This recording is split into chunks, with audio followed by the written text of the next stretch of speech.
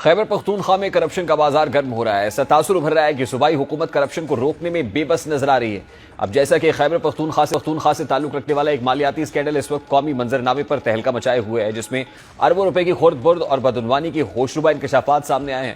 پشاور سے موصول ہونے والی معلومات کے مطابق صوبے کے سرکاری بینک اکاؤنٹ سے 40 ارب روپے سے زائد کی رقم جعلی اور مشکوک ذرائع سے نکالی گئی ہے۔ یہ اسکینڈل اب تک پاکستان کی تاریخ کے بڑے مالیاتی اسکینڈلز میں شمار کیا جا رہا ہے، اور یہی وجہ ہے کہ اس اسکینڈل کے خلاف تحقیقات کا دائرہ کار وسیع ہو چکا ہے اور اب تک 50 کے قریب پبلک اکاؤنٹس منجمد کیے جا چکے ہیں۔ اس معاملے پر ایک چونکا دینے والا انکشاف یہ بھی ہوا ہے کہ ایک ڈمپر ڈرائیور کے نام پر بنے اکاؤنٹس میں 4.5 ارب روپے پائے گئے ہیں۔ در حقیقت اس عام سے ڈرائیور، جس کا نام ممتاز ہے، اس نے مبینہ طور پر ایک جعلی کنسٹرکشن کمپنی بنا رکھی تھی اور اس کے مختلف بینک اکاؤنٹس میں مجموعی طور پر 7 ارب روپے سے زائد کی مشکوک ٹرانزیکشنز کا سراغ ملا ہے۔ اب نیب نے فوری کارروائی کرتے ہوئے ان اکاؤنٹس کو منجمد کر دیا ہے، جبکہ مزید گہرائی میں تحقیقات کا آغاز بھی ہو چکا ہے۔ نیب کی ابتدائی تحقیقات کے مطابق ضلع اپر کوہستان کے سرکاری اکاؤنٹ سے تقریباً 1000 جعلی چیکس جاری کیے گئے۔ اب تک 50 سے زائد مشتبہ افراد کی نشاندہی ہو چکی ہے اور نیب کے مطابق اس میں 62 سیاسی اور سرکاری شخصیات بھی شامل ہیں، جن کے کردار کی چھان بین جاری ہے۔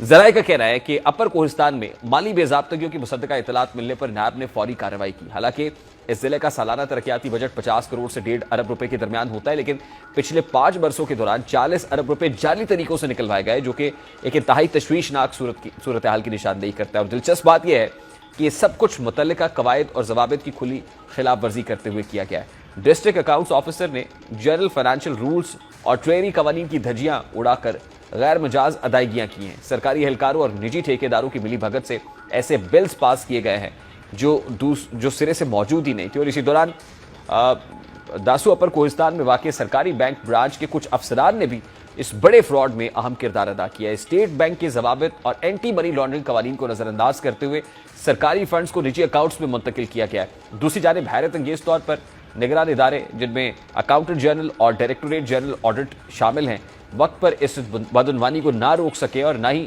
اس کا کوئی سراغ لگا سکیں۔ یہ صورتحال احتساب نظام کی ساکھ پر سنجیدہ سوالات کھڑے کرتی ہے۔ نیب کی ٹیم نے اب تک ضلع اکاؤنٹس آفس، CNW ڈپارٹمنٹ اور متعلقہ سرکاری بینک برانچ کے ریکارڈ کو قبضے میں لے لیا ہے۔ اس وقت مزید 10 ارب روپے کے مشکوک اکاؤنٹس بھی منجمد کیے جا چکے ہیں، جبکہ 30 افراد کو پولیس کے ذریعے نوٹسز جاری کیے گئے تاکہ ان سے پوچھ گچھ کی جا سکے۔ تحقیقات میں شامل ذرائع کا کہنا ہے کہ یہ صرف نچلی سطح کے چند افراد کی کارروائی نہیں ہے، بلکہ اس میں صوبے کی اعلیٰ قیادت کے کچھ عناصر کی شمولیت کے شواہد بھی سامنے آئے ہیں۔ بظاہر یوں لگتا ہے کہ مالیاتی ضوابط کو جان بوجھ کر نظر انداز کیا گیا ہے اور خرد برد کو دانستہ طور پر جاری رکھا گیا ہے۔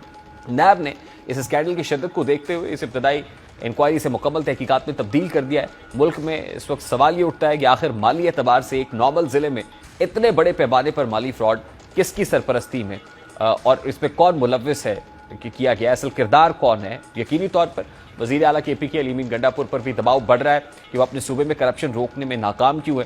صوبے کی بہت سے وزراء بانی PTI سے جیل میں ملاقاتوں کے درمیان کرپشن کی شکایت کر چکے ہیں، اور اسی وجہ سے حالیہ دنوں میں علی امین گنڈا پور سے صوبائی صدارت کا عہدہ واپس لیا گیا تھا، تاکہ علی امین گنڈا پور پر صوبے کی کرپشن کو روکنے، مس مینجمنٹ، بیڈ گورننس کے ساتھ ساتھ کارکردگی پر فوکس رکھنے کے لیے ٹائم مل سکے۔ لیکن اس میگا کرپشن اسکینڈل نے یہ ثابت کیا ہے کہ صوبے میں بیڈ گورننس ہے، گڈ گورننس کا فوکس، اور صوبے کے انتظامی معاملات ٹھیک طریقے سے نہیں چل رہے ہیں۔